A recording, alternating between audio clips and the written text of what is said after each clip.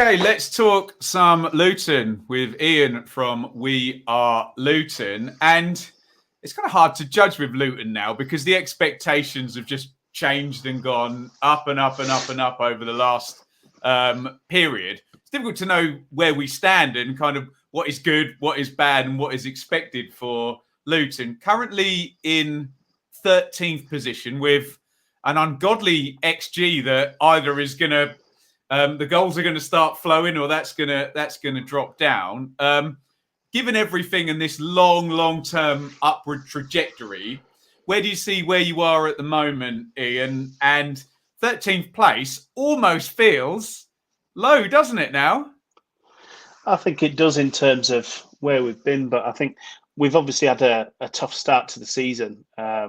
With the vast amount of injuries and illnesses that we've had, it's really kind of hampered our ability to gel the newly assembled squad, if you like. But they've reacted really well to that.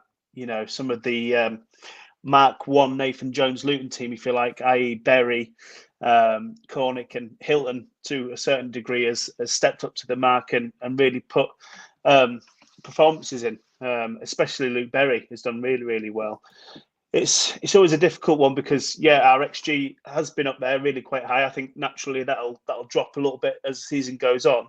There was a little bit of a concerning moment when it was so high and we didn't take our chances, but Coventry kind of levelled that out a little bit, just a little bit. So that's always take all our chances, and that shows what we can do. But overall, I would have liked to have seen where we were after 10 games, but it's really quite difficult because of the injuries that we've had and the players that we've got out. It's difficult to see, the picture that I would like to have seen by 10 games. We can't really make that out because of the injuries that we've had and the first team players that we've got out. So overall, it's been a really good start. I've been really pleased how they've reacted to it. I was really interested in what you had to say about Hilton and Berry and a Nathan Jones Mark 1 player as opposed to a Nathan Jones Mark 2 player now. And even I think like someone like James Collins leaving was sort of symbolic as to moving on. As an outsider, I always look at Luton and I think they're one of the clubs that have the most players at their disposal who are kind of similar on first team level, i.e. it feels like there's lots of players that can kind of come in and out. How close do you feel that Jones is to finding, in your words, the Mark II Nathan Jones team, and what it is that's going to be the viable championship team that goes forward into the top half of the championship and towards the new stadium? Yeah, I think Cornick's obviously a Mark II, if you like. So is Berry. I think Berry's really surprised me. I think he'll be a mainstay in the side this season. It's been really frustrating for Jones because obviously Onyedinma, Campbell getting injured, both two players that were brought in quite big signings to make an impact this season, and obviously that's been a little bit stop-start for them, even after a good start for Onyedinma. I don't think you're really going to get a feel for that until we're at least 20 games in. Hopefully Campbell and Onyedinma will be back to full fitness, although Campbell's already come back and he's on the bench. We'll get them round to go after the international break. As soon as we get the likes of them fully fit, I think we'll start to see the actual stability of the squad then move on and actually gel, because we haven't had that time yet, and that's the thing that's been frustrating because we have had so many changes. We have had 9 players come in. They haven't had that time together to gel.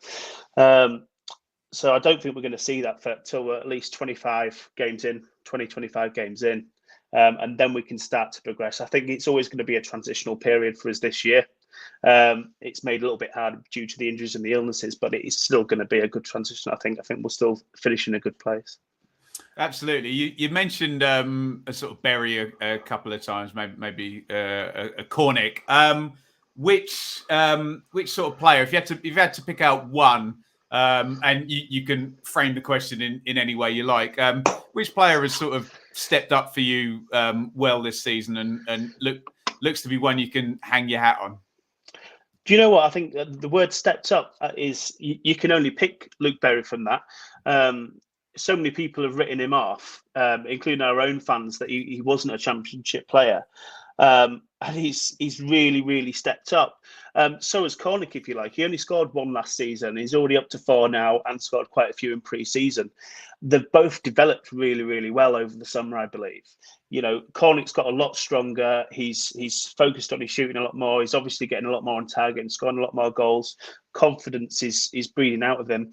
But I think standout-wise, it's got to be Luke Berry. He's filled quite a big void that we had in that area of the pitch. He's given us real impetus moving forward, and he's given the likes of Harry Cornick and Adebayo a little bit more room up top.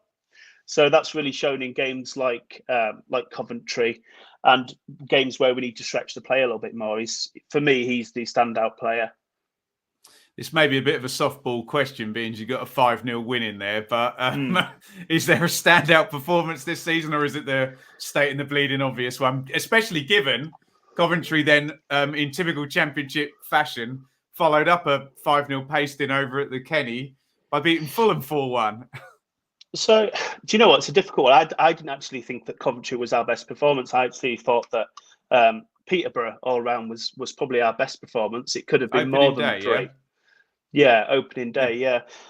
We should have taken more chances than we did. I feel that was probably our better performance. Just Coventry, we took pretty much every single chance that was created, really.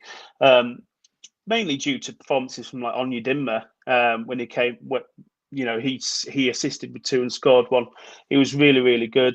I think that was the better all-round performance for me. But Coventry was one where all the hard work and all the performance we've put in recently finally paid off.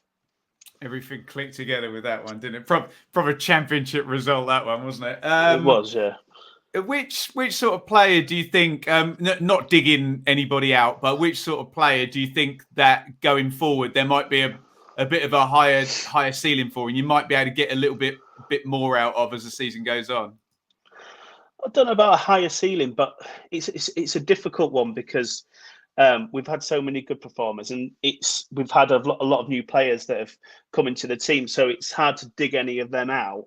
I think if you were being ultra critical, or you would look at maybe Jerome could have maybe added a couple of goals to his game. He gives us so much to experience to the younger players, but I do feel he could have added a couple of goals. But in terms of actually who do I feel we are going to see a little bit more from once they're settled in, it's probably the likes of Mendes, Gomez and Campbell. That they've not got championship experience, but they've got quality, and once they're integrated, I think we'll see a lot more for them this season. I've got down this higher or lower question, and I think it's particularly apt for Luton because it does, I don't know for you, but from me looking from the outside again, it does feel like that line between the top half and the bottom half is the standard now for Luton, isn't it? And it's above that feels like a good season, and below that, maybe the expectations are a bit higher. So the question is, if we were sat here at Christmas, are you going to be higher or lower? And being you're in 13th basically means, are you going to be in the top half or not, doesn't it? How do you see that playing out?